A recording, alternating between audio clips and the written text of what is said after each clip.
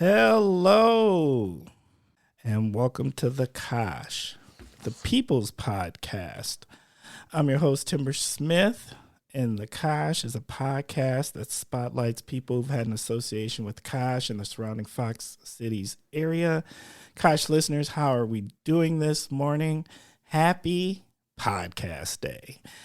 It is a fabulous day. It is beautiful out. I don't know about our week. I mean, I guess it depends on how you feel about things, but this particular episode is being recorded during election week. So this week has brought a lot of energy around the space. I am sure people are in their feelings. I have my own feelings. And, you know, Kosh listeners, y'all are going to be stuck listening to them at some point in this episode. So I make no apologies about that. But you know what? What I will celebrate, no matter what, is democracy. I loved seeing people vote. You know, I was in a particular situation because of where I work. I was on the floor where voting was happening at my job. And so for 2 full weeks, I just watched. I don't know if it was thousands of people. It was definitely hundreds of people, day after day, just come in and vote.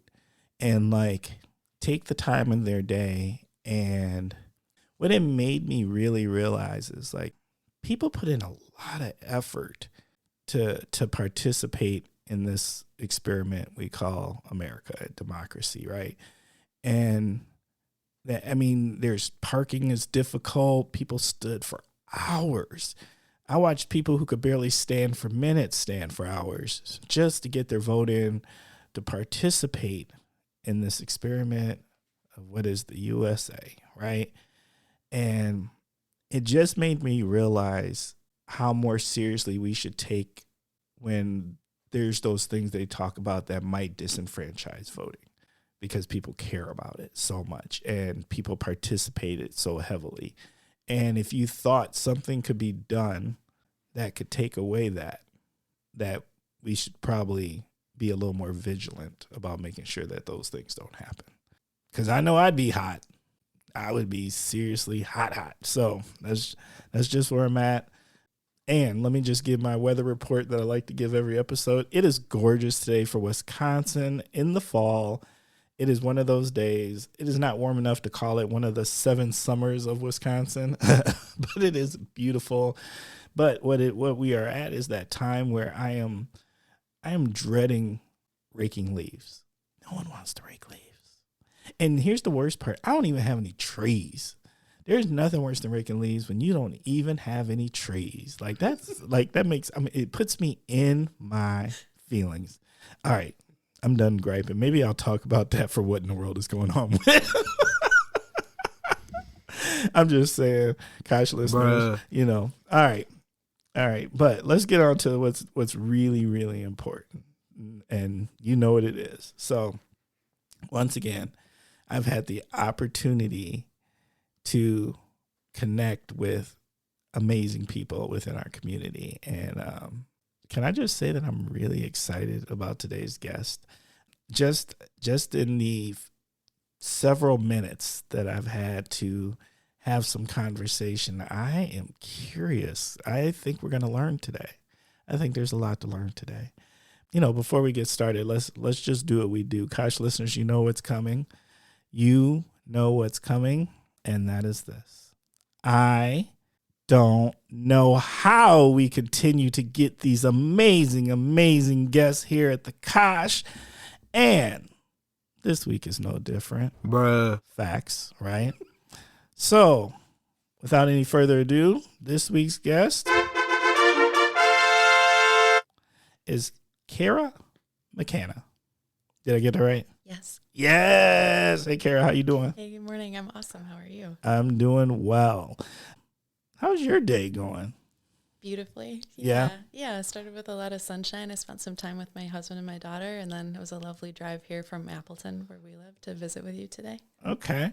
Yes. I like that drive personally. I know you ever notice how people who live in this region talk and they be like, so you're going to Oshkosh, that's so far. And it's like, stop it. Yeah. That's not even one side of Milwaukee to the other side. Yes, yeah. Well, and yeah, when you live in, my husband and I used to live in Milwaukee, and then we lived right on the border of Chicago and Evanston. And, you might drive an hour to go to meet your friend at a bar or a restaurant or to see a concert, and that's no big deal. But here, yeah, it's going to one side of town to the other seems like a very extensive event in people's lives. I feel like driving an hour in Chicago is like driving 3 blocks and a half. I'm glad we never lived in LA. I can't imagine. My best friend lived there for years, and just when she described the amount of time it took to get to her desired destination, it just seemed like you'd have to find ways to really love being in your car. Oh, Bruh. yeah, that ain't me. You know what? Part of that is the reason I live in the Fox Valley. Like, traffic was something I took into consideration when I decided I was going to stay here. You know what I mean? Like, Yeah. no doubt. Okay.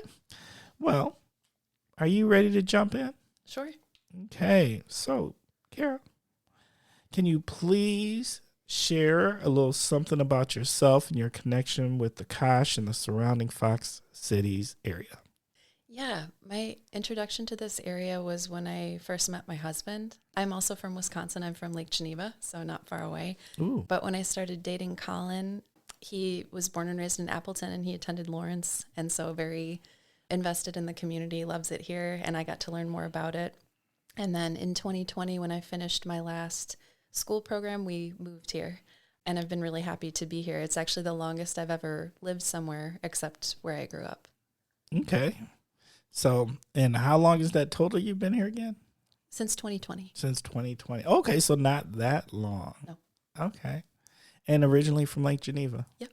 Right. I don't know anything. The only thing I know about Lake Geneva is I think my parents might have got married there. Oh, wow. Okay. It's one of those vacation joints, right?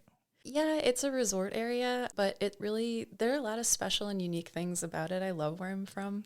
I think it's a really incredible place. One thing that has made it famous for a lot of people is it's where the game Dungeons and Dragons was invented.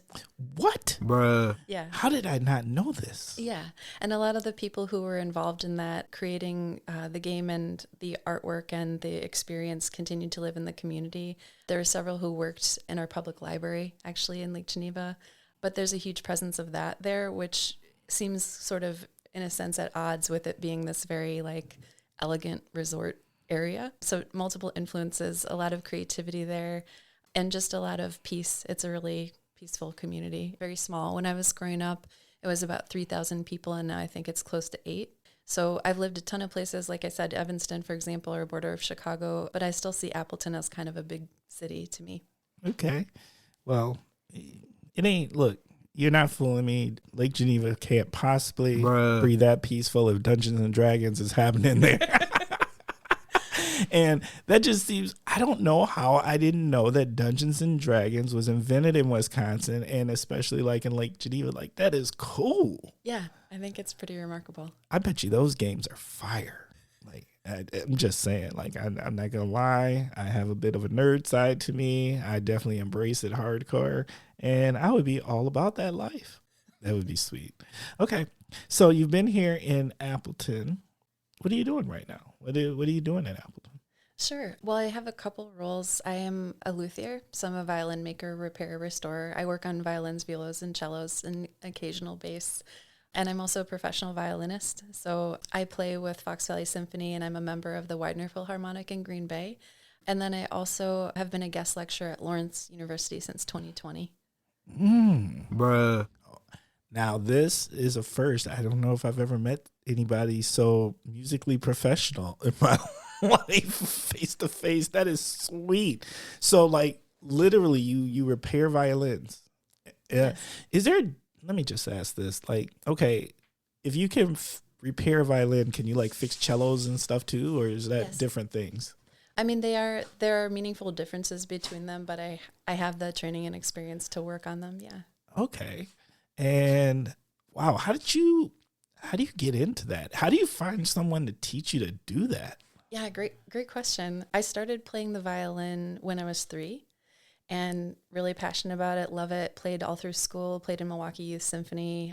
And then when I started college in Bozeman, Montana, at Montana State, I started playing in the Bozeman Symphony when I moved there. So maybe that's my first real professional symphonic commitment. I played in Intermountain Opera and with the ballet there as well, which I really enjoyed. Over time, I lived in several remote areas, and I would need work on my instrument or my bow periodically. And it was difficult sometimes to find someone to do it. But I really didn't know much about the anatomy or maintenance of the instrument at all, because what I tell people, clients and colleagues who come see me, sometimes are a little hesitant to share that they don't know a lot about their instrument. But learning to play it is its own ocean of information. You can dedicate your entire lifetime just to mastering all these refined and intense techniques needed to really be a true musician. So not knowing about it, not everyone who drives a race car is able to build one. That doesn't mean they're not a good driver, right? Facts. Yeah. So I started to get curious on my own, though, and think about, well, it's hard to find someone to do this. I wonder if I could do some of this work myself. And I started to think about it more. And then I did some research into different programs that were available to learn the skills to become a luthier, not only to restore and repair, but to make from the very first wood blocks to make your own instruments. So for a while, it sort of seemed like a very distant dream. Didn't seem very practical. I was working in other fields. My husband and I were living in Milwaukee, and I was actually working as an import specialist at a customs broker, which was a fabulous job. I had colleagues from all over the world, and I got to learn a ton about international trade. And if you knew the details and the dynamic nature of what it takes to just bring an avocado across the border and how much it changes, it's actually super fascinating. But even doing that, I still felt this, whisper in my heart. I'd really like to do that. I'd really like to pursue it. And so I went to my husband with a very, exciting proposition. What if we both quit our very stable jobs and we moved somewhere so that I could go to school to learn to make violins? And there's no guarantee I'm going to be able to do it. And there's no FAFSA or public support for it. We have to pay for it all privately. And it's a sink or swim proposition, and I might not be able to do it. Would you quit your job and do that with me? Would you support me in doing that? And he immediately said, I'll go if you go. So, wow. Yeah. Bruh. Yeah. That dude's a keeper. Oh, he's totally amazing. Yeah. He's my favorite person. So I looked at some of the school options in Salt Lake City and in Boston and then in Chicago. And actually it's in Skokie, the Chicago School of Violin Making, but that's where we decided to go. So I started school there in 2016, and while I studied there, I completed 2 other programs. I got a certification from Northwestern University in Museum Studies, and I also did a comprehensive appraisal studies program through the Appraisers Association of America. That covered all fine and decorative arts, so paintings, glass, ceramics, furniture, but my specialty is instruments, violin, family instruments, and bows. Have you ever had the experience where you're so excited about something that you really wanted to know literally everything you could possibly know about it? So for me, violin, family instruments are that thing that ignites me, spiritually and intellectually, and helps connect me to a larger tradition and history and a larger community of musicians. And I wanted to learn everything from how to build it. I already knew how to play it, how to repair it, how to restore it, how to appraise it, how to really see it. That's maybe the largest project. And it gets to an exciting point for me, I feel, when you've looked and looked and looked meaningfully at these instruments over and over, you start to really get a sense impression of how it sounds just by looking at it, which is also really interesting and special as well. Just you talking about it and the way you just lit up, I see you're about this life. Yes. You're serious about this life. Now I've got a zillion questions. Okay. Shoot. And let me ask a couple. I'm going to ask a couple at one time so I don't forget them. Okay, yeah. All right. Number 1, how long does it take to build a violin, an instrument from scratch? Sure. I mean, it totally depends on the person and some varied things about their approach, but the goal of the education we received was to be able to build a violin within 6 to 8 weeks, and maybe a cello within 8 to 12 weeks would be. And if you're looking at sort of a production model where you're able to do this and earn income at it, or to do it for another shop and be able to sell your instruments at a rate where you can make enough income for it to be livable, that's a good schedule to be on. And then with all the repair tasks and the setup work and things like that, it also varies. It varies on the condition of the instrument and its age and what its particular needs may be when you're assessing it. Now, what about those new violins you see now that don't really seem to have a body? Do you know what I'm talking about? I do, like the electrics. Yeah. Like, do you do that too, or is that something totally different? I don't work on electrics. It is substantially different. I mean, I would obviously be happy to like change the strings or make some little adjustments, but they don't, for example, have like a sound post. And usually the bridge is permanent material from what I've seen. But I haven't spent a lot of time. It isn't my area. I'm pretty exclusively violin family instruments, and then sometimes early music instruments as well. This week I had this great privilege. There's a new cello professor at Lawrence University, and he brought me a bass viol, and I got to do some work on that, which was really exciting. So like Baroque instruments are another area I'm interested in that I really enjoy working on. All right.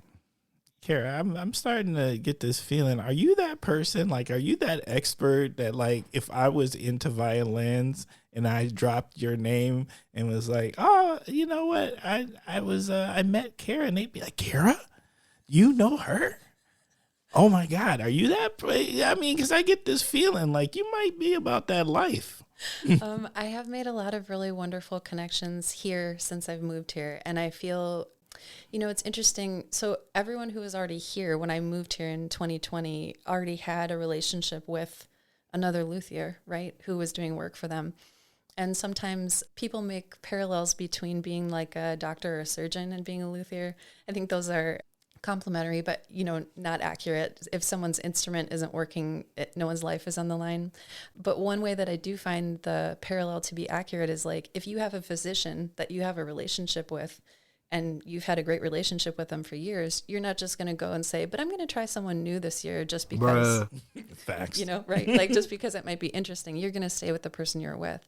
So I respect the relationships these other people have, but what I've seen that's been wonderful, I think a lot of it comes from these interactions that I get performing with them. So these are people who are, you know, my stand partner or that I sit in the section with, and they'll come to me and say, you know, I've been having this issue and I'm not really sure. I'd like to come visit with you and learn more about you and your approach. And those are really exciting connections to make. And a lot of them have become my clients now, which I really celebrate and value. So work for faculty at all of our, at St. Norbert, at UW Green Bay, at Lawrence University, and then just a lot of the people that I play with in these various ensembles now come to me for work, which is a huge compliment. So there's always room to grow as an expert, certainly, but I do feel very saturated with everything in this world, and it's a huge part of what I think about, focus on, consider, and become happy and excited about every day. How big is the violin community? Huge. Yeah, it's one of the most played instruments in the world, and it's one of the most competitive instruments in the world, which is really interesting and something to think about. There's a big presence. When you said one of the questions is what in the world is going on with, something that came to my mind is like, in a really good way, is what in the world is going on with the art scene in Fox Cities, because it's huge, and there are more ensembles than I even am aware exist in the performing arts, but in music in particular. This last weekend, I was invited to play with the Oshkosh Chamber Singers, and we did some really gorgeous repertoire requiem, which is always incredible to hear the choral piece, and some incredibly talented vocal soloists were part of this.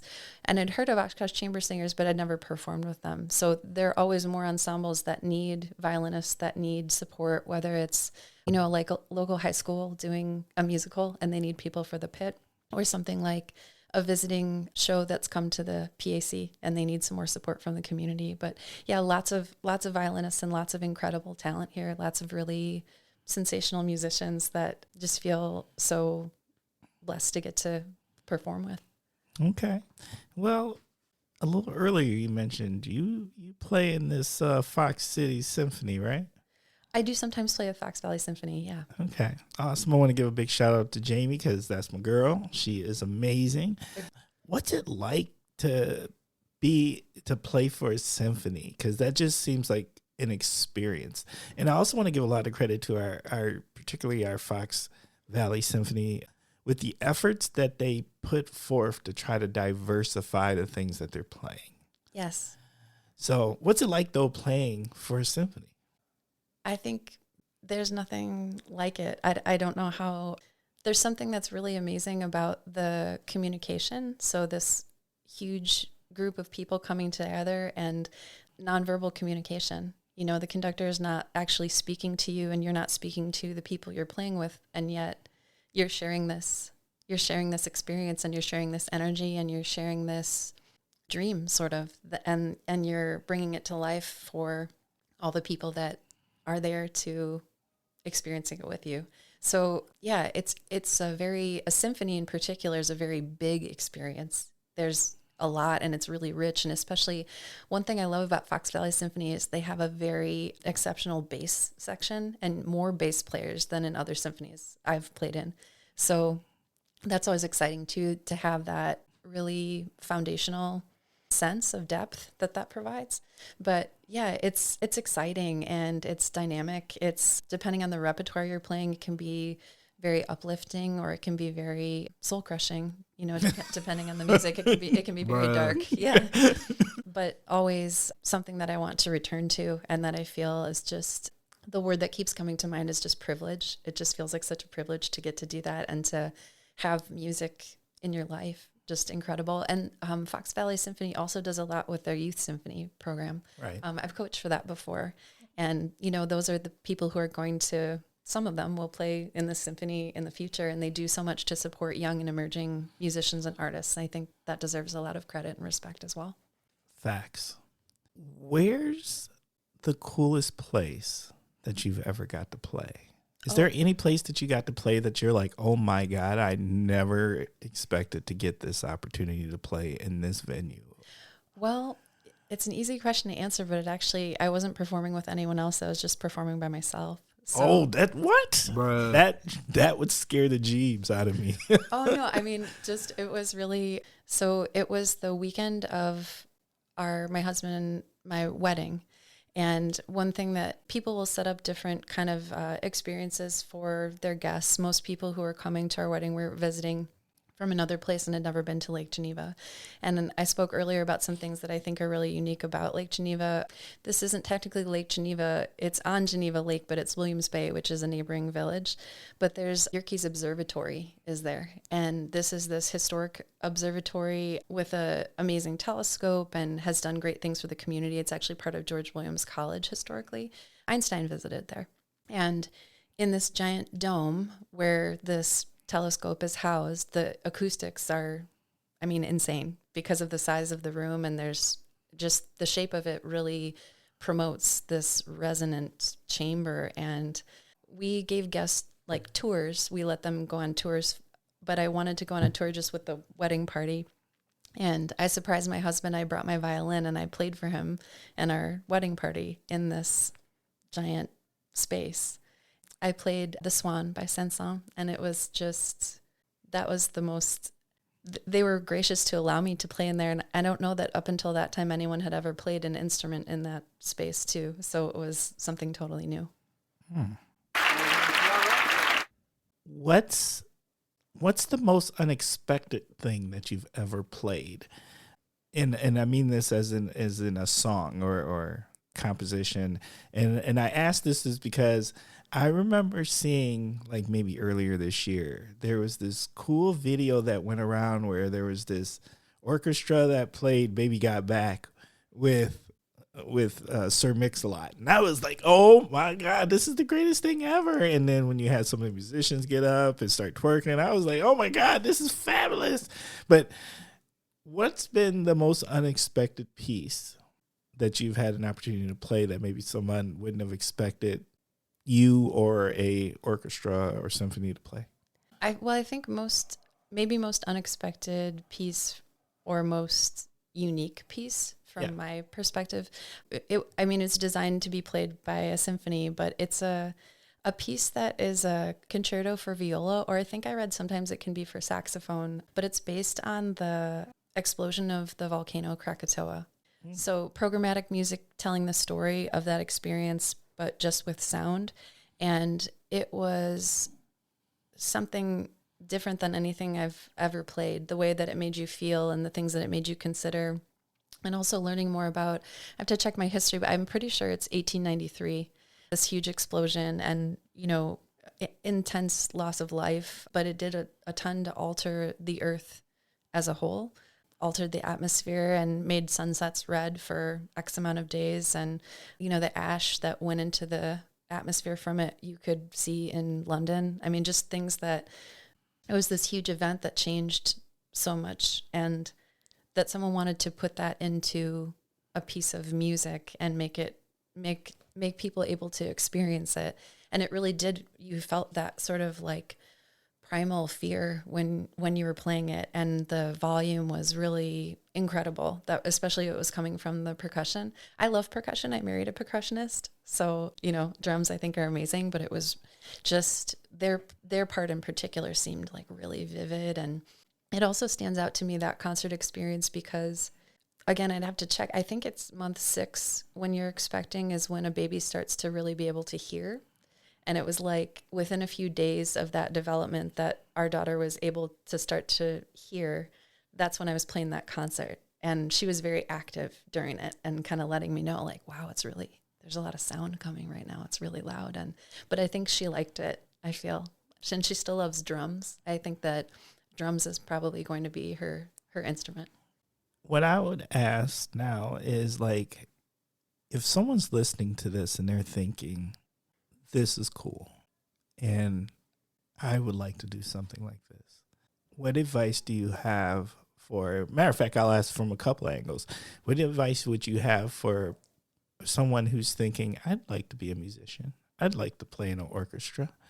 What advice do you have for someone who's like, I'm a hands-on person, I'd like to be a person who fixes, builds instruments? What advice do you just have? Sure. Well, I think for someone who wants to be a musician and maybe didn't grow up playing an instrument, people will often say, well, I didn't start as a kid. You actually have a lot more to bring to the table, obviously in terms of your fine motor skills, but conceptually as well, and probably in terms of discipline to be able to practice as an adult. So if you didn't start as a child, that shouldn't be a barrier. There are all kinds of organizations and teachers offering lessons that you can begin privately. Renting an instrument is a great way to start. One of the questions in here is shout outs. I'd give a great shout out to Hyde Music. I think that you can get an awesome rental there that will really help you start your journey. You may not be ready to invest thousands of dollars in an instrument until you know you're really passionate about it. So renting can be an easy way in to discover what kind of talent and commitment and joy you might find in that. So, and then also I happen to know in Appleton, there's an organization called New Horizons Orchestra that's really wonderful, and they welcome people of all abilities. So someone who's maybe just starting out even can be part of an ensemble and have that experience and be able to play if you're not quite ready to audition for a professional symphony yet, if you're really just beginning on your instrument or a band. And then for someone who's interested in lutherie, in building instruments, I think that that's fabulous. I would love for them to feel supported. One thing that I think is a great way to begin, at Minnesota State College Southeast, a technical college in Red Wing, Minnesota, there is a violin repair program, and it's 1 year. But it's a great way to get those initial tool skills and an understanding of what's involved in the trade. And from there, if you find that you have the interest and the aptitude, then maybe going to a violin making school would be like a good next step. But the program at Red Wing, I did this in the inverted order. I went to violin making school first, and then I did the restoration and repair program. But I had such a fabulous experience there. I thought it was amazing. My teacher, Steve Rosso, just the most welcoming and supportive and inclusive and professional person to work with. It was really sensational. So that can be a great smaller commitment, that chunk of just a year maybe, and taking time away. The other thing I would say is, like I said, I worked in other roles for years. And when I've worked at a Jiffy Lube, I've worked at all kinds of different positions before, but I kept looking for something more that I wanted to feel like I could truly be, excited, thrilled to go to work every day. Couldn't wait to get in the door. I really kept believing in my heart, like, I know this is possible. I just haven't found the thing that's that for me yet. So I hope if anyone is listening to this and they have those feelings, like, I just think life's too short to keep going with something that doesn't make you feel that way and doesn't really ignite your heart. And if you don't feel you found it yet, I would encourage you to keep going. Facts. If you weren't doing what you're doing right now, what would you like to be doing? Well, something, I couldn't really do because I'm married and I have a child, but I guess something I always felt I wanted to do as a kid would be to be an explorer and to just go to, the most remote places and talk about something that's sink or swim, right? And having the skill set, not only obviously like orienteering and survival, but that spiritual resilience to maybe you find yourself in a situation that seems dire but so incredible, and the things that you'd be able to see, and then what you'd be able to bring back in terms of knowledge you could share and experiences that you could hold on to. But I've traveled, but not as extensively as I would like to. And that's an experience that I look forward to sharing with my husband and my daughter when she's a little older. She's not quite 2. So I want it to be at a time when she can really see and absorb and have those experiences and have some input probably in where we visit too. I'd love to include her in the decisions. Oh, she's not quite 2. You haven't even hit them tough years. That feels like the beginning of speedy mobility. Like they get faster and they're great. Yes, she is fast, and she's also really fearless, which is awesome. I wouldn't describe myself that way as a kid, and she is like running full speed and, climbing to the top of the tallest slide and wanting to go down it face first and just not afraid of anything. So that's pretty awesome. Yeah. You ready to jump into the first segment? Sure.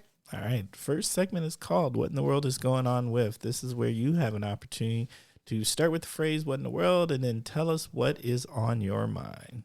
Sure. Well, one thing I thought of, like I mentioned earlier, the art scene, but another thing I think what in the world is going on with phones? Bruh. Can we talk about this? Let's go. It seems like there's this very strange, and I would also say, somewhat concerning movement towards always being slightly removed from an experience. And the phone is a huge part of that. So instead of being really like present and enjoying, an example is I love to take walks, and I walk on the Fox River Trail a lot. And the other day I was walking, and there are a lot of other people out, and everyone is looking at their phone while they're walking. And there was a beautiful red-tailed hawk, and it was hunting, and it came and it flew down, and it flew within like a few inches of several people's heads and then flew back up, and none of them even saw it or noticed it. And I feel like that's symbolic of a larger, I think, obviously there are good things that phones bring into our lives, but this is so pleasant having this exchange right now and just really being present with each other and not having a phone be part of the interaction at all. That's another thing. Like if you want to share something with people that you feel would elevate, it's like, just try that a little bit more every day, putting your phone down and just really being present and interacting with that person or that environment and really noticing everything about it. I agree. I'm big on that, like presence, like being present in moments.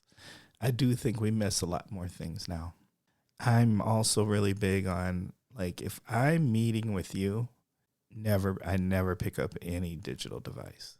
Like, it's our time, it's our conversation, and I want to give it the respect and the attention that it deserves. It's hard though. And hey, look, but I'm not going to lie. You could also catch me walking down College Ave looking at my phone, trying to figure out if I'm going to the right meeting or not. Or if I'm in the right location. So, and I've done that too. So, I'm not trying to pretend like I'm the dude that doesn't do it ever. But when it's about meeting with people, I really try hard to put focus on it. I think it's really easy to miss what's going on around you. I don't think people understand how hyper-focused you can get into your technology. Yeah. And sometimes that's another thing that I really value and enjoy about what I do, both the lutherie side and the making music side, is you need to really be present. I can't, usually when I work, I like to have it be quiet. Occasionally I listen to some music, but if I do, it'll be music without words for sure. But just that real intense connection with what you're doing in that moment. And it's just something really to be celebrated, I think. I like that one. Yeah. I don't see us changing anytime soon, though, as far as the attention with the phone.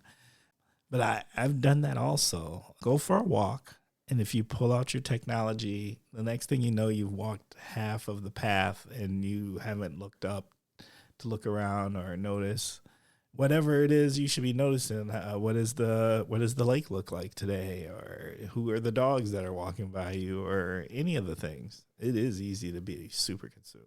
Or simply listening, it's That too. not even about looking all the time, but about really listening to that environment. What does it sound to walk quietly beside a river in the early morning? Yeah. It's something you don't want to miss. No, you don't, because there's a spirituality to it. There's something that fills the soul about it. I'm also going to be honest with you. Most of the times when I'm walking, I don't actually pull out my technology. I'm actually trying to keep an eye on Bosco, the podcast dog, because he be on some old, I'm going to sniff this and step in this, and I might roll around in this patch of this. And I'm like, what are you doing? Like, Bosco be on some old, look, this is my walk. We going to do what I want to do on this walk, and then I'm paying attention to him. Sure. Well, and that's kind of fair, right? From his perspective. I mean, well, he's just trying to live his best life. He does. Bosco, the podcast dog, lives his best life. Facts. Okay. I like that one. All right.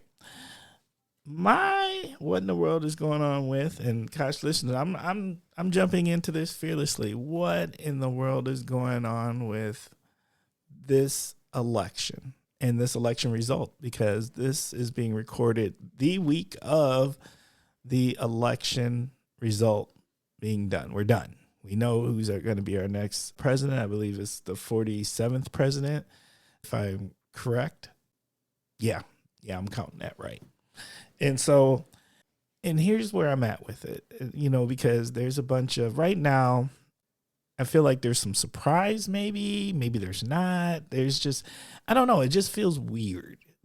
Everything about this feels a little bit weird, but here's what I don't like. I don't like the Monday morning quarterbacking that's happening right now. And what I mean by that is this, right now there's this hair on fire assessment about what happened, because I do think people are particularly surprised with, I don't think people are particularly surprised about the outcome, but I do think they're surprised about the turnout and what those numbers look like about who voted and who voted for what, right? And so these are the things that have been on my soul since the election. The narrative that they have going on right now just drives me a little bonkers, because they're talking about all of these who black men and Hispanic men voted for.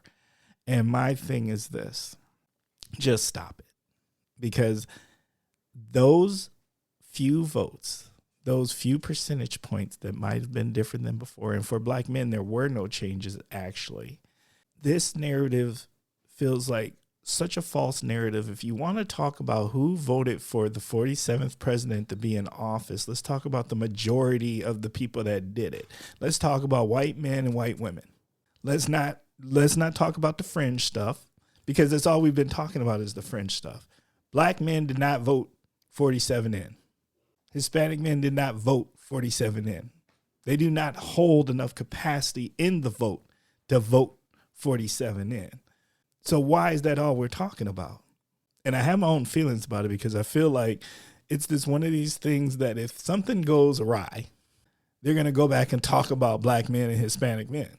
But they didn't vote him in. So let's stop that. It feels like it's like a pre-sell of a narrative in case they can blame someone else who really didn't cause the situation. So that one there is driving me a little crazy. Number two, we did all of this talking about cheating, and you ain't heard nothing since the election. It's been crickets. And what I would like to know is, what do you think was done differently in this election than the one before? What do I think was done differently in terms of? That's the point.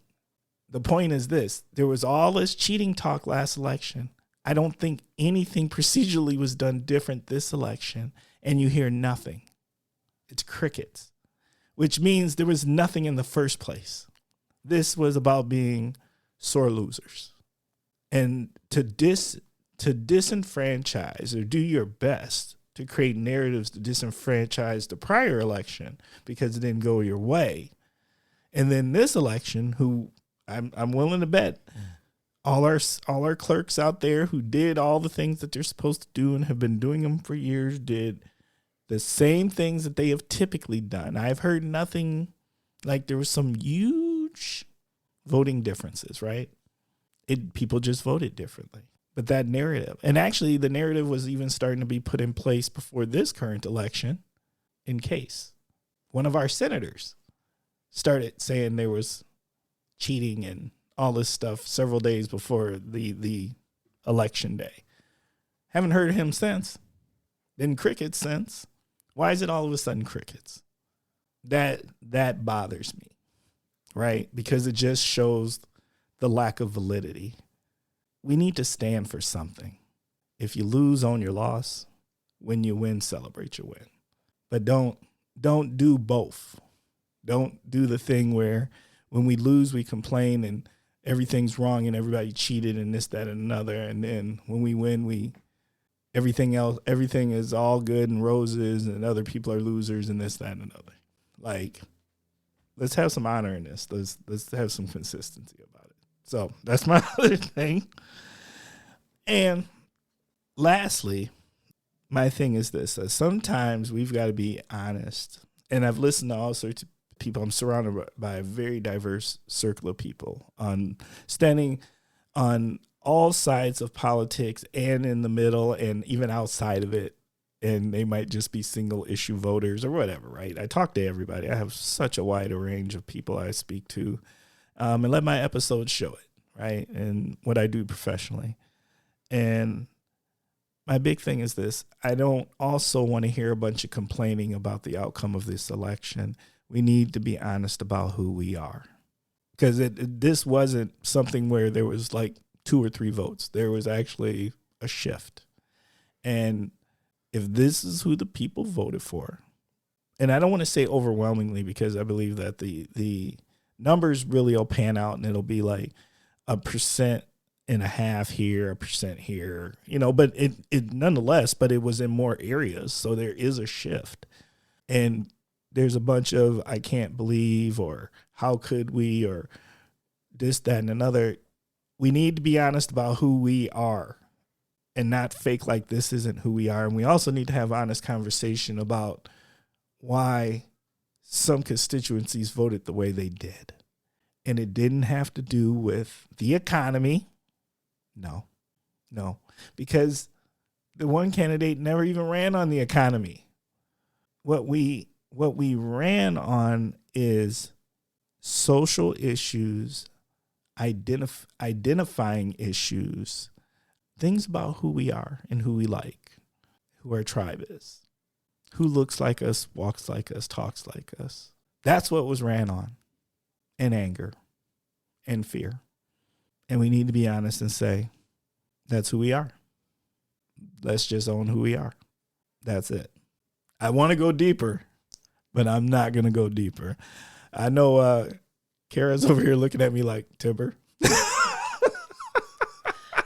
Well, please jump in. Sure. No, I'm happy to have you share your thoughts with me. I think to backtrack, when you said, why hasn't there been any more information about like cheating or the potential of cheating? And then you also use the word consistency. And I'd say with both of those things, there's just generally been this very intense cloud of competing and really misinformation for so long. And consistency has never been really part of the picture and doesn't seem to be going to be part of the picture. I also think, though, when you're saying we need to be honest about who we are and, admit who we are, I don't think that the my personal opinion is that the results of this election don't define who we are. I think that personally I'm going to choose to just cling to optimism. And I feel like maybe I'm going to shift my focus and make it a little more narrow right now. What are the things that I can do to be a force for good and contribute in my own community, which isn't burying my head in the sand about the larger picture or the gravitas of this entire situation, which is intense. But I also, when you're talking about who we are, I think part of that conversation can be, who do we want to be? Who do we aspire to be? I want to continue to seek to be someone who still holds space in my heart for people who don't agree with my ideas and still see that they have thoughts and feelings and needs and that they are people I can still care about, even if at times that feels challenging. I agree. I actually am not disagreeing with any of that. I do that. I keep space in my heart for people who I know are good people who have good character, but vote ways that even don't consistently represent how they actually live or their social class or things happening to them. I do think their vote, and I can't say it for sure, but I can say that I'm not fearful of having conversation. So I don't just make random statements out of nowhere. Typically, there's qualifying conversations that have happened, right? But there is a factor that I've had conversations with, and they may not realize that the things that they're associating with falls closer to tribalism than it does the things. I can't find the word I want to use. The actual factors of the individuals and what they're running on. Sure. If that makes sense. It totally makes sense. Yeah. Well, I mean, the idea of bias exists and is very ubiquitous. And so even if we think about someone who works in the sciences, well, a scientist is still a person, and that's a person with their own set of bias and background and experiences and things that may skew. We like to think of it as being very objective, but it's still being practiced by a person. Mm-hmm. Facts. So that is where I am at. I am curious. What I did say that I personally was going to do, because I remember the last time that this individual that was in office, and what I would do, and this was my thing, I would go to work. And then the minute I came home from work, I would run to the TV and turn on one of the news to see what was done that day, because there was a lot done on most days. And I don't know if people actually remember this, but it used to be someone was getting fired daily. Like, it was chaos. There was this level of chaos. And so I would run home, and it was almost like watching a soap opera, where what in the world was going on in our government that day. And this went on for years, that you could literally show. And I don't know if people remember that. I don't know about most people, but I actually like my politics and government boring. Like, I like it good and boring.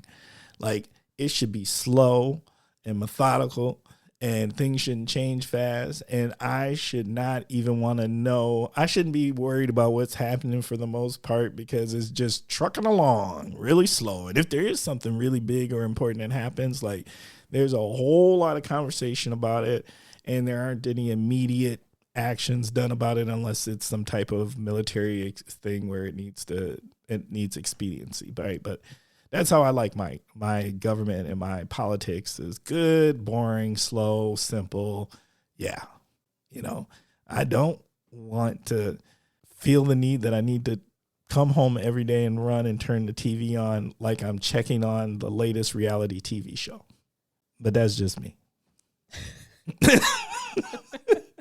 I'm just saying. All right. I'm off my soapbox now. Bruh. And that was my what in the world is going on with. Okay. Now, you ready for the next segment? Yes. Next segment is called 21 Questions. And 21 Questions is our opportunity to ask some questions. There are not 21 questions, but these are great questions that might solicit 21 answers because they are so good and in depth. So, first question. What are you grateful for? I feel like this needs to be much longer if you want me to list. I mean, the first thing that comes to my mind, I'm grateful for this moment. I'm grateful to be here with you. Thanks for the invitation. This is really special to be here. I'm really grateful for my family.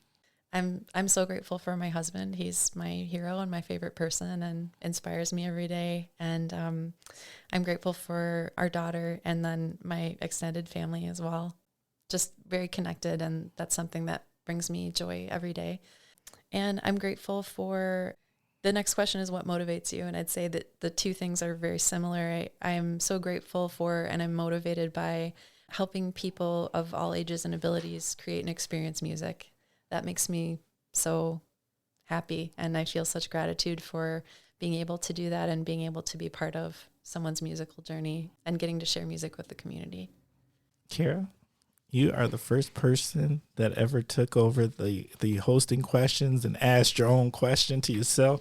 I'm not even going to ask that question now. We going to move on.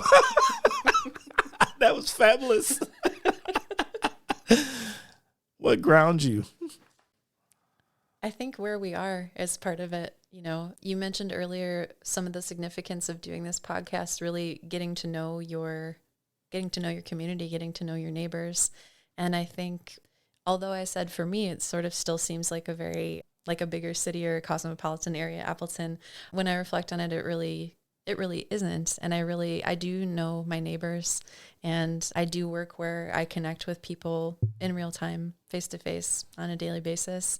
And it grounds me to really feel like part of a community. I think I had a great conversation recently with Todd Hyde. And one of the things that he said to me in the conversation is, you belong here. And I thought, I'm not sure maybe if before living in Appleton, I ever really felt like I belonged in a community, maybe. I never really felt the connection and like the roots, and now I do. So I think being here, this particular place, is something that helps me stay really present and grounded. I can't tell you how happy that makes me that this is the way you feel and that you're saying this out loud. And I say that because, and I always tell people this, there is a great effort that's put forth to create that feeling in Appleton and in that space. And it's not an accident that it exists. And it's not happening for everyone, but there's thoughtful efforts putting forth to try to help as many people as possible to feel like this is my community and I belong here. Yeah. So, what does success look like to you? That's a great question. I think success means being able to reflect frequently. And I'd say I reflect on those larger questions, I mean, multiple times a day, every day. It's never far from my mind. The sense of checking in and saying, you know, are you reaching for more? Are you finding joy? Do you feel like there are opportunities for growth that are meaningful for you? And do you feel truly, truly happy? You know, as a person and a professional, I feel every need is met and exceeded. I feel incredibly happy, and just the happiness piece feels like success to me, that I can, feel a grateful heart and feel excited about each day. That feels like success. Yeah, I see Bosco, the podcast dog. Somebody is walking by the house and drives him crazy. They probably have a puppy and he's like, hey, I'm over here. He is that dude. He is about that life. What irritates you? That's a great question. I think that question, what irritates you or frustrates you, sometimes it's something that you're sort of giving up agency. If you say, you know, if there's something that isn't ideal, then like maybe you can work to change it instead of, you know, I mean, I don't know. it may be something that is found to be sort of like annoyingly positive, but I just feel like there can always be a silver lining. I can't really think of much, to be honest, that I'd say is like a pet peeve or irritates me. I will speak up if something isn't quite working. I'll just say like, how might we? That's a good question to ask. How might we change this? How might we? You don't have no pet peeves. Is that what you're trying to tell me? I really can't think of a thing, honestly. Because we just released an episode. I think it was about a week ago. Might have been the last episode we released. And these young ladies, they totally were all about chewing with your mouth open or chewing loud. And they were like that. You could tell they were very passionate about this. Oh. And you know what? I get it. I'm not mad at them. It's not my pet peeve because I don't necessarily have a problem with that. But I was like, all right, that's for real, for real. But we established there's space in our hearts, right? Yeah. So there can be space in our hearts for people who chew with their mouths open. We support you. Bruh. Oh, you are too good. I like this. All right. What scares you? Great question. I think really good science fiction can be really scary. And I'd say really good science fiction it takes a premise that is sort of almost right where we are currently, but maybe reaches one step beyond that. And then you think, if things were different that way, maybe, a human being is defined differently because of that. Or maybe there's this possibility that opens up that can be really scary, but it's also really exciting. I guess to combine my interest before, when I said if I were doing something different, I'd love to be an explorer. And then I do love science fiction. High quality, I feel like I should differentiate and say, but coming up, because winter is coming and all the snow and like freezing, there's a movie that I wouldn't say it's even my favorite movie necessarily objectively. My favorite movie is The Red Shoes. I love that movie so much, but it's really emotional and intense, and it's not something I'm going to watch like every day. But once a year, annually, I watch The Thing, the John Carpenter movie. That movie is... This movie is okay. So the premise of the movie, I think, is so amazing. There's this group of explorers, and they're at this like isolated station, and they receive a signal from beneath the ice, and they go to investigate it. And with the depth that this object is in the ice, it has to be, hundreds of thousands of years that it's been there. But when they uncover it, the technology that is part of this ship they uncover is light years beyond where we are.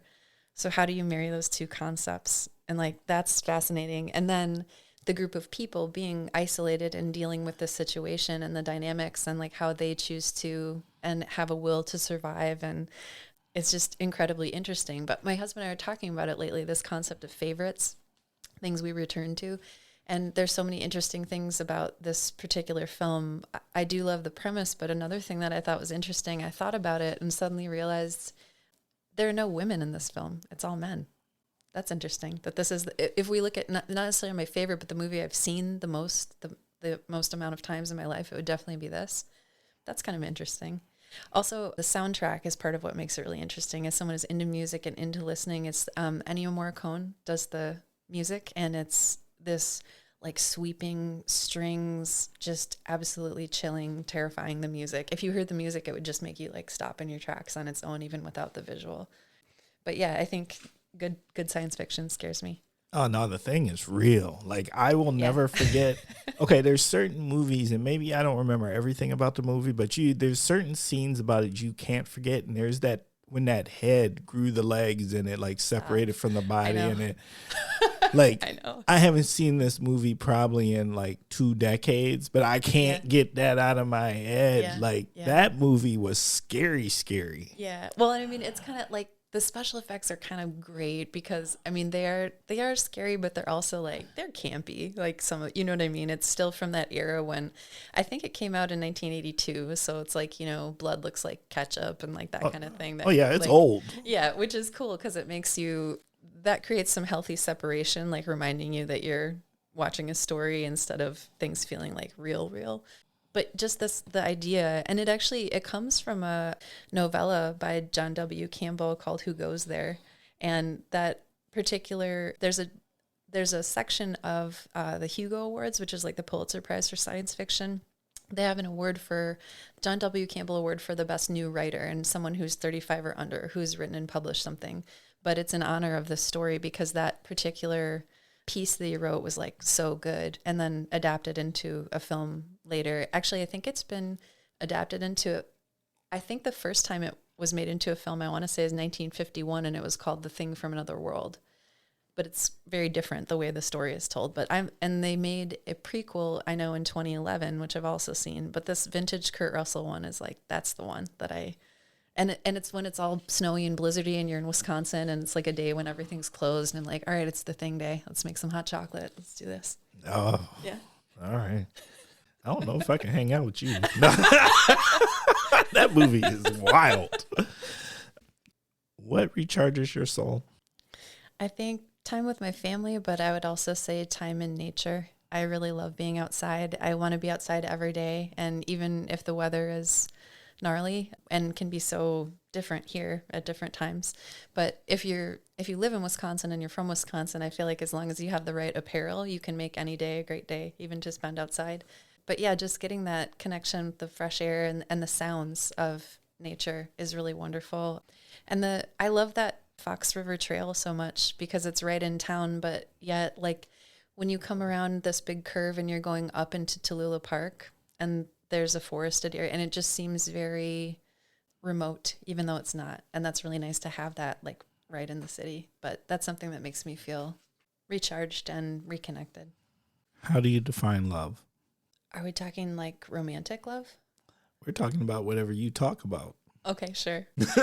Well, I feel like that's a way I'd like to answer because I think that's an interesting. I never really was in love until I met my husband, and I had other relationships, but I think maybe when I was younger, there was something that seemed like when I'd reflect and speak about someone, it's like, well, they make me feel X, Y, Z, and so like that's great, and that's what you're focused on. And I think I had this big perspectival shift when I met Colin and I realized like the way he makes me feel is totally amazing. But I think if I bracket that, real love, real romantic love is I love who he is. It's not for anything he's doing for me. I love who he is as his own like separate entity and all the things that make him his unique, beautiful self. Something he said we wrote our own vows for our wedding, and something he said was that he promised to always stay a quiet, gentle spirit in my life. And sometimes I think when you're younger, you're drawn in by maybe the like loudest person, the most like bombastic person in the room. And there's something about the true confidence that is reflected in his ability to just be quiet and natural and be his self that just blows me away. So I think romantic love is when you love someone just by virtue of who they are rather than anything they are doing for you. Now, Kara. Yeah. I don't mean to call you out. Yeah. But didn't you say this man was a drummer? Now that math ain't mathing. So that right. math ain't math. This quiet, gentle spirit's a drummer. Yeah. He is. Yeah. And he does a lot of different types of music, which is really cool.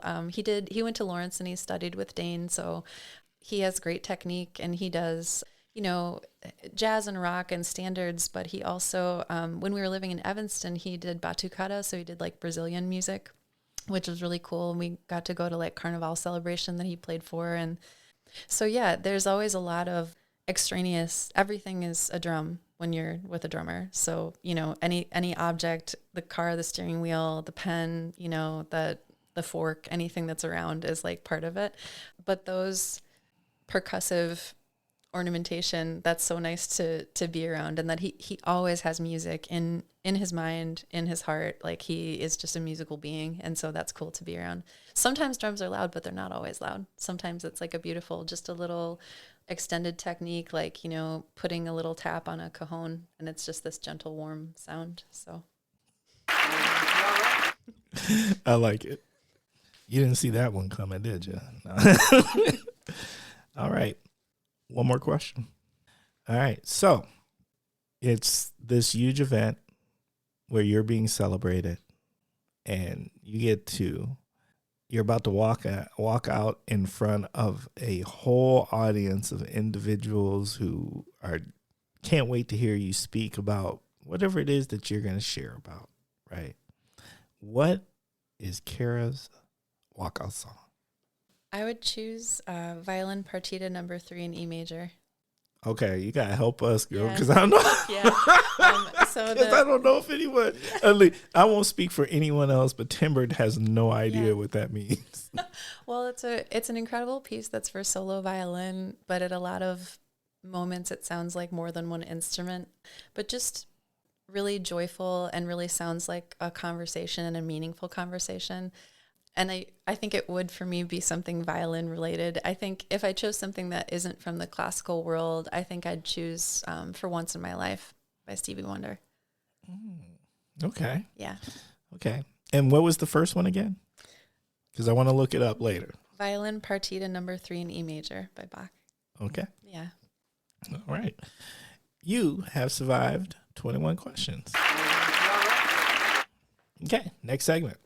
Next segment is called Word Association. This is where I'm going to say some words and you're going to tell us what comes to your mind. We have a tradition here at the Kosh, and that is this. We always start at the same word, and that word is the word of family, of food, of community, of love, and that word is food. Olives. Bruh. You get what else? Tell me more. Why olives? Are you one of those people? Do you eat just jars of olives? Fresh olives. Yeah, I love fresh olives. Fresh olives. Yeah. So not the salty jar olives? No. Fresh olives. There's a huge qualitative difference in texture and but yeah, that's something that I like to eat anytime. And that seems like somewhat healthy, like somewhat reasonably healthy, but also seems like a celebration food, like something kind of elevated and makes me happy to eat. Okay. Olives. I have nothing to comment back about olives. I had nothing.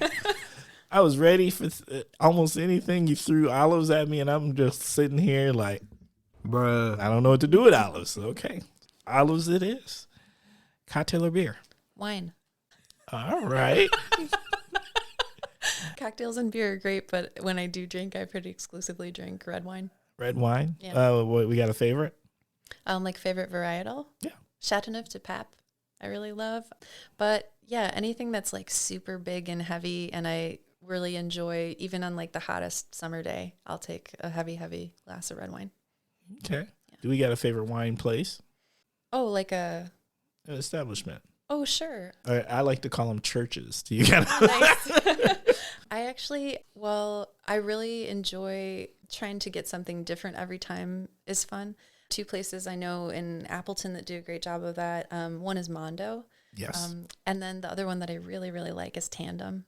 I think they do a fabulous job too. And just finding things there's one that I had at Tandem that's like I think it's black slate priorat, I want to say, so it was on the label, but it's like this purple inky, like so dark and heavy and like the best taste. But it's something that I think it's from Portugal, but something I had never tried, and just fun to try something new. How about you?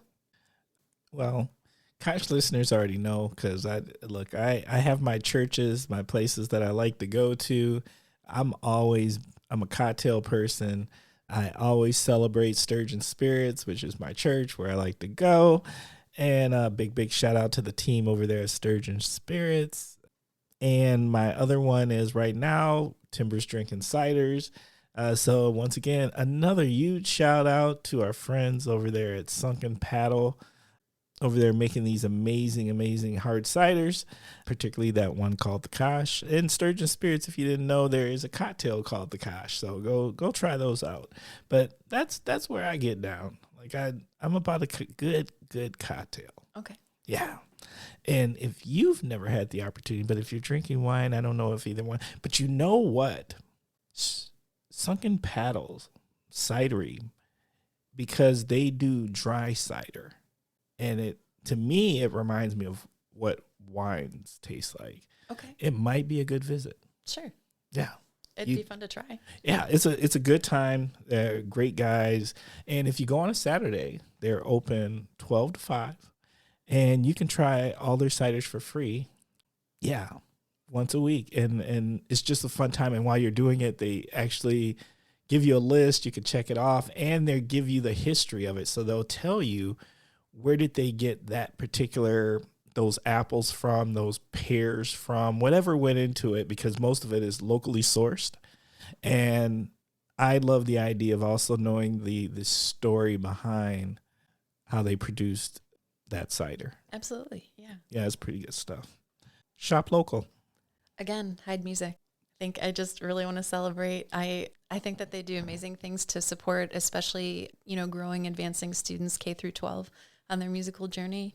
And it's a wonderful team of people that I just think most of them themselves are professional musicians in a variety of different areas and, gig in the community, but they're all really brilliant and fun. And it's just, they're really doing great things for all the communities they serve.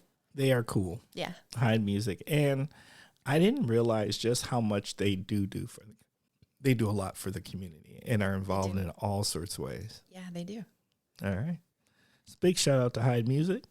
Concert, I'd say Widener Philharmonic is performing the Nutcracker on November 29th, November 30th, and December 1st. And I think in this area, we are the only ensemble that plays the music live while the ballet is being performed. So I'd love to have people come and join us for that concert. Okay. You caught me off guard with that. I should have known I've got a musician on. They're going to talk about something they're actually in, not some concert they went to. That's fabulous. Oh, well, concert I went to, so I guess it would be the summer of 2012. I went to Summerfest to see the Roots. And I went with a friend and we were taking some pictures. In February of 2013, I met my husband for the first time.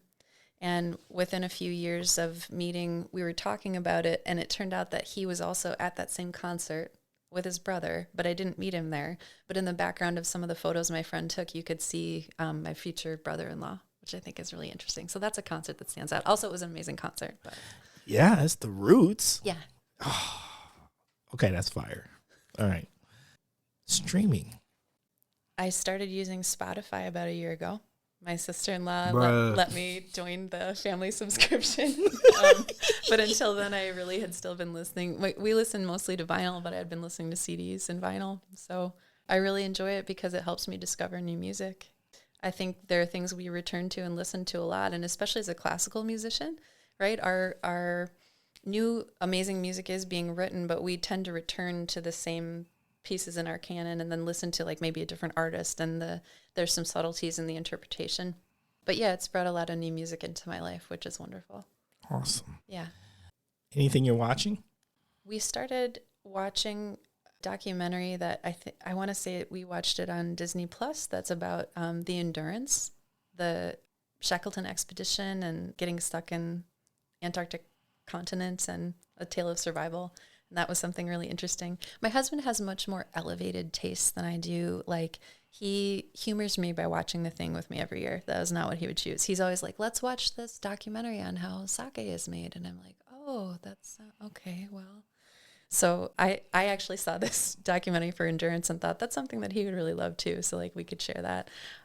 But yeah, it's kind of a really amazing story. I mean, no spoilers, right? Because it's old news, but. Fair. Yeah. Entrepreneurship. What comes to mind for entrepreneurship?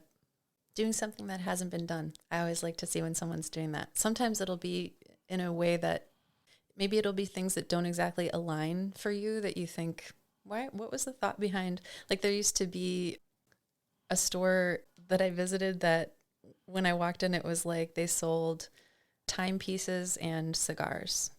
And I'm like, well, okay, I get it. Like, maybe there's a certain type of person who's really interested in both those things. And so you thought you'd bring them together, but it just seemed like an odd specialty to kind of cohere. And also most of the clocks were wood. And I kept thinking all these clocks are going to smell like cigars forever. So if it's a person who isn't into the cigar part, like, it's just kind of a weird combination. But I like seeing when people do something that's like totally new that hasn't been done, and then you can support that. I also like businesses that make creativity more accessible. Similar to when we spoke earlier about people thinking if they didn't start an instrument as a child, maybe they can't. I like things that make it like, have you ever done woodblock printing? Do you want to come in for 90 minutes and learn about it and make something that you can take home and just have that experience? And I think when we create, we thrive. So I like those too. yeah. Hands-on stuff. Yeah. Diversity. Embrace. That's what I'd say. So Colin will have like a phrase or, a paragraph in mind. That's what he wants to focus on. Maybe how he wants to alter his feelings and change his thought patterns and how he wants to be motivated.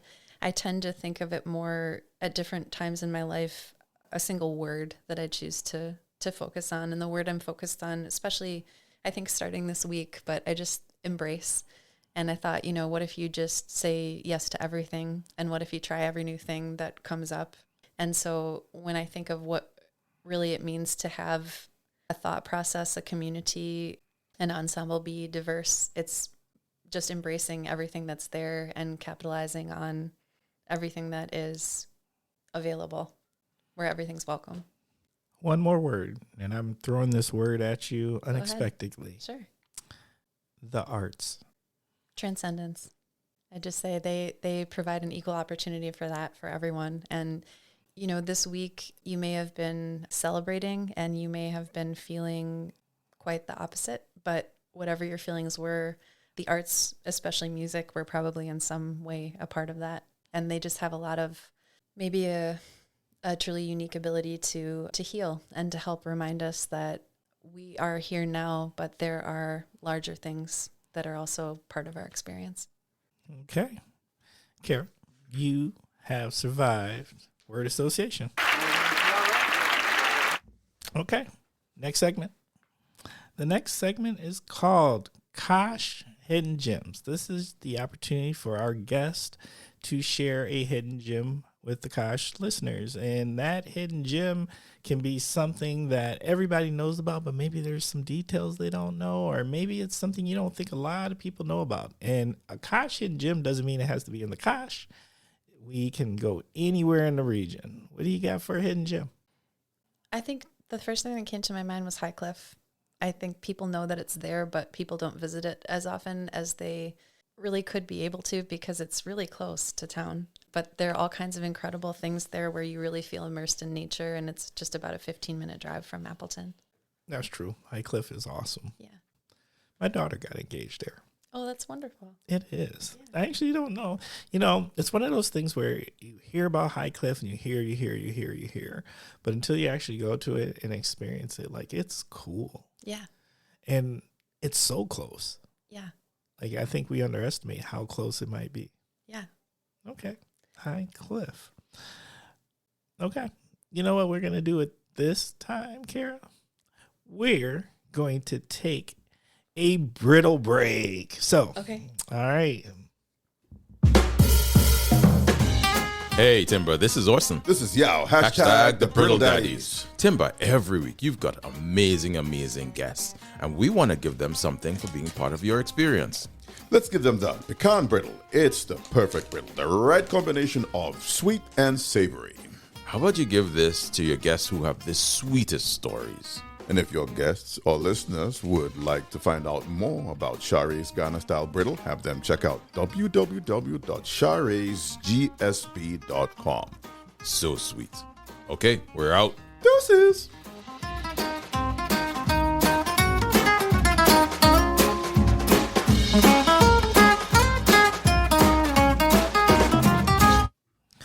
All right. So it is brittle break time. And what does that mean? That means that what we do during a brittle break is we actually pull out some of Share's brittle and give it to our guest and let them actually try it here live on the air and get real feedback in real time. And I can tell you right now, as the brittle was cracked open, Bosco magically showed up out of nowhere. Bosco, the podcast dog, is infamous. He knew. He was like, man, let me go see what's going on in here. I smell things. There's people about to enjoy yummy treats. Let me see what's happening here. Okay, so Kara, let's try some. Okay. All right. Now, first of all, have you ever had any before? I have. I've had it at the farmer's market. Oh, okay. So you're familiar. Okay. Have you had this particular pecan? I haven't. And I love it. It's sweet, but it's not intensely sweet. Mm-hmm. And I love that it's crunchy. That's really welcomed. I love the texture. And I love that they have a brittle that doesn't stick to your teeth. Mm-hmm. You know, but there's something about this brittle that's just like, I don't know. It's pretty addicting. You can easily eat a bag fast. Yeah, it tastes incredible. I love it. All right. And there you go, Koch listeners. That is this week's Brittle Break. That stuff is fire. That's really good. All right. So our next segment is called Story Time. And it's an opportunity for our guests to tell us a story. That story can be about absolutely anything. So what's our story? This feels like a really big question. Oh, it wasn't supposed to be that big. Yeah, well, there's just so many things that. Let me give you the premise. I'm a firm believer that stories are the ultimate connector to people. The one thing is through a story, we can all relate. And it's memorable, right? People can give you details about things and statistics about things and all of this kind of stuff. But if you walk away from an event or a conference or a summit or something you go to, and that teacher, that educator, that keynote tells a good story, you remember that. And you're likely to even be able to share it back with someone else. Sure. So that's why we love stories here on the Koch. Well, we mentioned, you and I spoke before we started a little bit and mentioned that I think that November is International Adoption Month and celebration of adoption. So a story that comes to mind, or just a aspect of my life that comes to mind, is my older sister and I are both adopted. And that's something, when you ask what you're grateful for, I feel like as an adopted person, you know, that's always on my mind, that each day I just feel like, well, you know, I'm here, and what a privilege to be here, because I was a surprise, right? And so, yeah, I think it's an incredible way that a family can be made, and I feel so grateful that my parents adopted me and that I'm part of their family. And Mike and Julie, my parents, I love you. Yeah, that's powerful.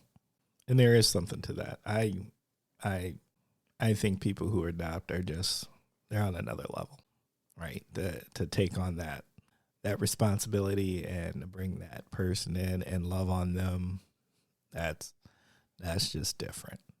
Well, and another thing I wonder, my mom's mom was an amateur violinist. So my mom always loved the violin. And if I hadn't been adopted by these particular people, I don't know if maybe a violin would never have come into my hands. And it's hard to distinguish myself from, if I'm not a violinist, I almost feel like it's such a part of my identity. I almost feel like I don't know who I'd be without it. The universe knew. So thanks for giving me a violin, Mom. Facts. Okay. Anything you want to add to that story? Or are you wrapping that up? Okay. All right. Well, Koch listeners, you know what that means.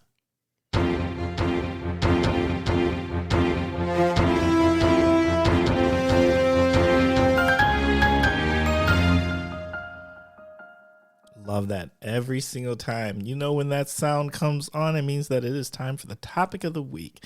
And the topic of the week is chosen by our guest 99.9% of the time. And guess what? This week is no different. And so, Kara, what's our topic of the week? I think a good topic of the week would be discernment. Let's go. Right?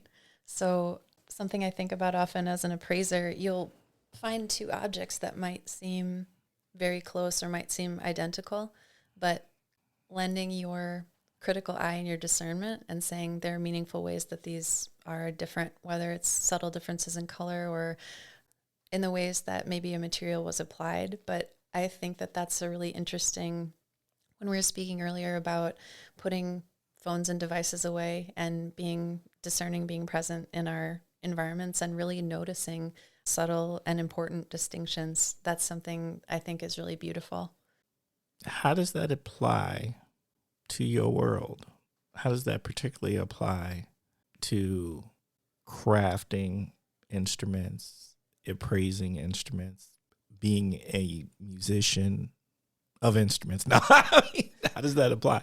Being discerning, really being able to grasp the essence of something, I think it requires a lot of discernment. And sometimes our discernment is based on intuition. Sometimes things just, it's not as empirical. It's more of an impression that you get. Maybe I see an instrument, and maybe an example I can give is, the math supports in general a certain location for a piece of the instrument. Maybe I put it in that place, and then I play it, and I think it needs to come, slightly, let's say like east of where the math suggests it would be best. And then when I play it again, it sounds like, yes, this is right. This is what is a good fit. So I think discernment means I'm going to pay attention to the physical, but I'm also going to pay attention to those things that really aren't able to be as quantified. In what other areas of life, maybe your life, do you think discernment comes into play? I really think in all areas. I mean, it's something that noticing details and noticing every detail, like for example, do your neighbors actually have a wolf? I sure hope not. Well, there's a sign on this door that's facing me that says "Beware of wolf." Have you seen that? No. Okay. What I'm gonna say is that's a new addition. Okay. Because what I will say is I pay enough attention though to the neighbor that the fact that that you're telling me that sign was there, that sign was probably not there 2 days ago. It's a new addition. Okay, interesting. Yeah. Well, I mean, maybe that's a good example of noticing the details, right? Well, now I'm gonna definitely pay attention, and I might have to go talk to my neighbor and be like, "Bro, you got a wolf going on over there?" You gotta protect Bosco. I mean, it's a serious business. Look, Bosco will be okay. Like he ain't scared of no wolves. Nah, Bosco is not about that life at all. Bosco is a lover. He is about treats and belly rubs. Okay, I like that. There is detail. Do you think we're losing our ability to pay attention to detail? In some respects, yes. I think that it's not as prioritized as it could or should be, or maybe, as historically it needed to be, right? We're in an environment where everything is sort of, controlled from the climate to, right? Everything is optimal. Well, historically, like you needed to create those safer optimal conditions yourself, and you needed to have more hands-on knowledge of many things to make that happen. But yeah, I do think that there's just so much beauty in details. And I do think when things are just broad strokes, that a lot is lost. That's valuable and that's insightful. I was actually thinking along the lines of, because there's so much information overload that it's hard to, and it comes fast and it's constantly changing quickly, right? It's constantly changing. Like you don't even get, to me, a lot of time to absorb anything before it's changed again. Sure. So then it makes it, to me, very difficult to hold on to details of some things. Sure. On just sheer speed of our information age. Then maybe we circle back a little bit to discernment, and we just are more selective about sourcing, where we're getting our information from, instead of just receiving it from absolutely everywhere and making sure it's more qualified, because, there are a variety of maybe like websites that would give you information about medical issues or conditions, and some of them are a lot more accurate, I think, than others. Maybe that's a good example.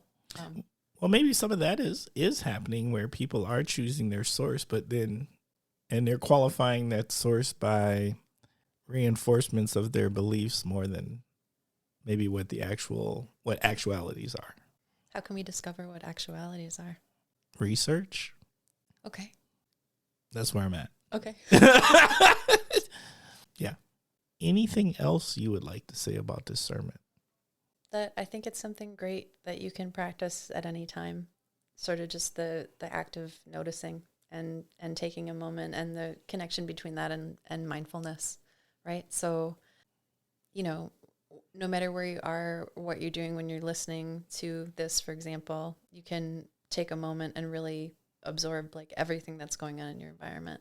So I'm paying attention to everything that's happening within this room, my sort of more global attention, and then my focal attention is on you, but it's all an experience. And it's interesting to have this like discernment about, and all these experiences at one time, eating brittle and petting Bosco and the sound of your voice and the motion of the fan. And yeah, that feeling of just seeing, perceiving. It's interesting. Facts. Any last things you want to say about this topic before we close out? Okay. Well, in that case, what we want to say to you, Kara, is thank you. And for Kosh listeners, you know what that means. It is time. We're going to start wrapping up this episode. And I want to say to you, thank you, thank you, thank you. Thank you for spending time with us. Thank you for giving us your minds and ears. Thank you for caring about another amazing community member out here making our community a better place. I learned a lot today. I thought this was an awesome conversation. I am curious about things. And I am a little bit sad that I never took the time to learn how to play an instrument. That is what I walked away with from this conversation. Like, man, I want to be cool too. I want to play something. And I wish I would have learned how to build something. That would have been awesome. But just the fact that we have a person in our community who does this amazing thing and has a skill set, and you probably didn't know that before, but you know it now through the Kosh, I just think that's sweet. Getting to know our neighbors, right? So, as you already know, we are trying to become the #1 podcast in all of Wisconsin, and we need your help to do that. So there's a couple of things we need you to do. Hey, if you got questions that you would like us to ask, let us know. If you'd like to be a guest, let us know.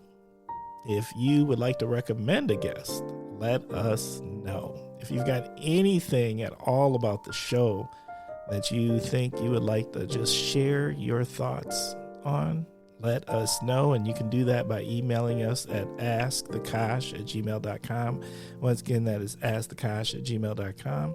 Number 2, we think we have something really, really special here at the Kosh. We'd love for more eyes and ears to learn about this amazing resource, but we can't do it without your help. And how can you help? Well, a couple of things.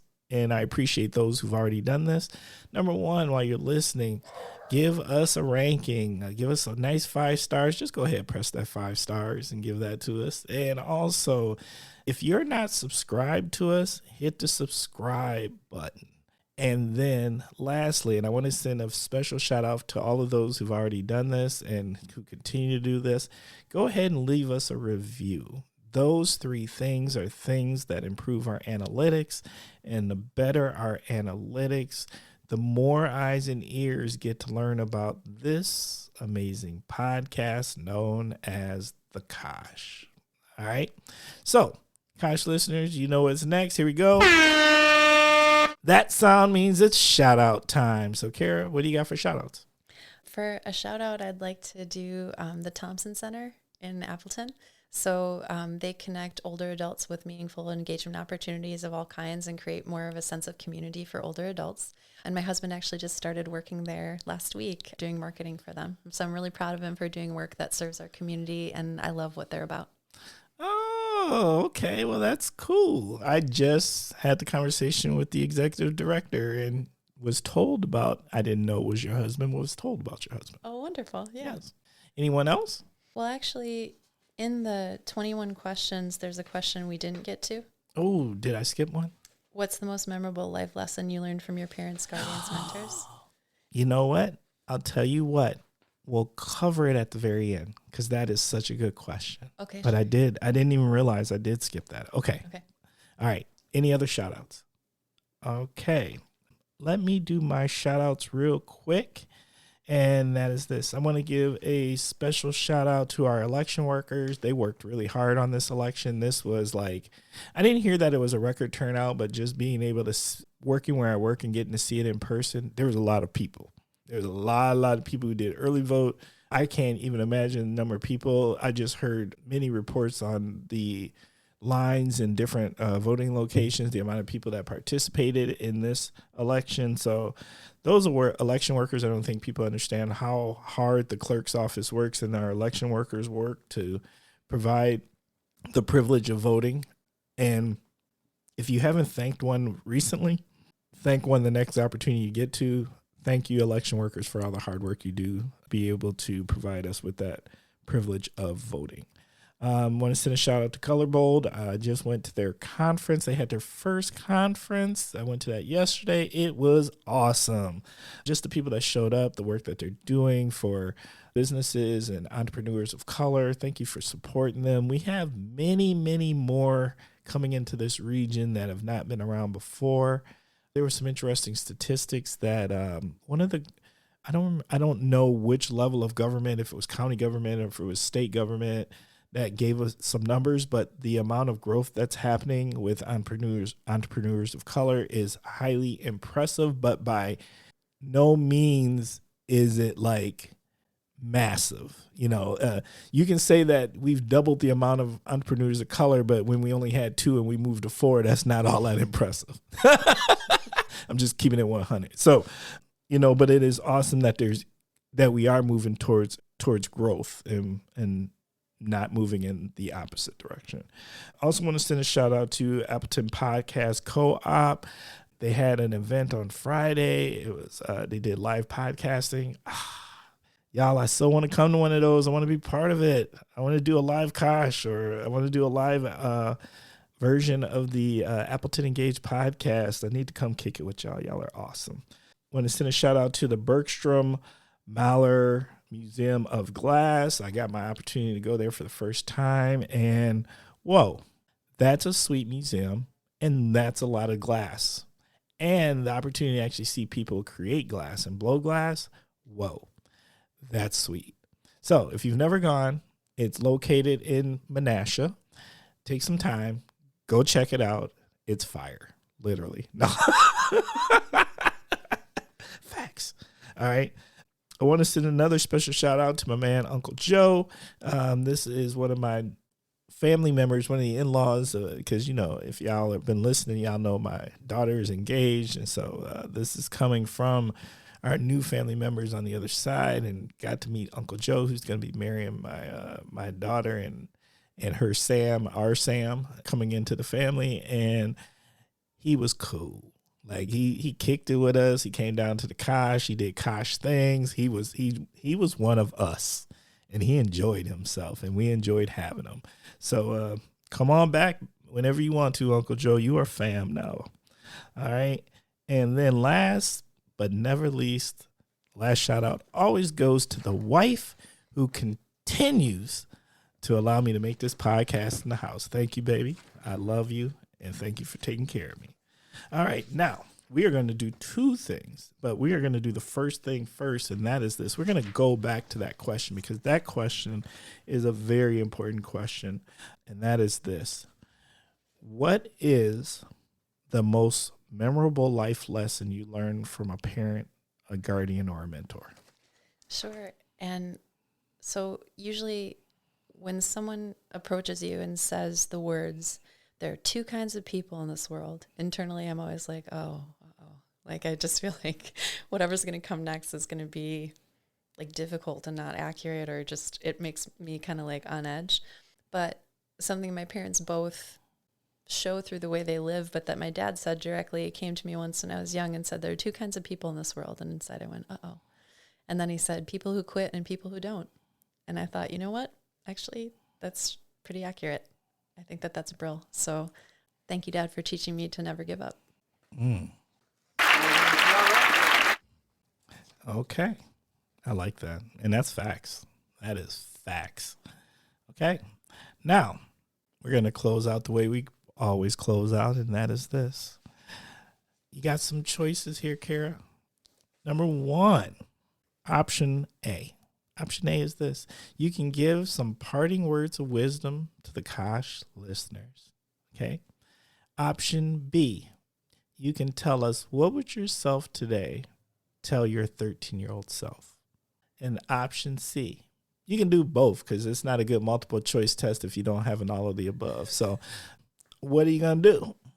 Well, words of wisdom feels kind of like a tall order, but I'm wondering if I could share something that brings me peace and that I hope will bring peace to other people who hear it. So I pursued a lot of education, especially when things first shut down for COVID. That was a way that I could stay feeling like I was growing and inspired in kind of a real uncertain time.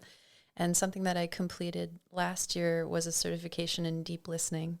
So to be succinct, it's really looking at listening as a way of elevating our consciousness. And part of completing the work for the program was creating different listening scores or exercises. And so this is something I like because you can do it anytime, anywhere, anyone, but it's asking you to just sort of empty your mind for a moment and sort of focus on the following. It's called First Snow. Listen for snow. Listen for snow where it is a part of everything. Listen for snow where it is all there is. Listen for a memory of snow. Listen for snow arriving somewhere it has never been. Listen for the light in snow. Fire. All right, Kara. What'd you think? Thanks so much for having me. I love being here. I really appreciate your time and energy. And I really love meeting Bosco too. The Kosh.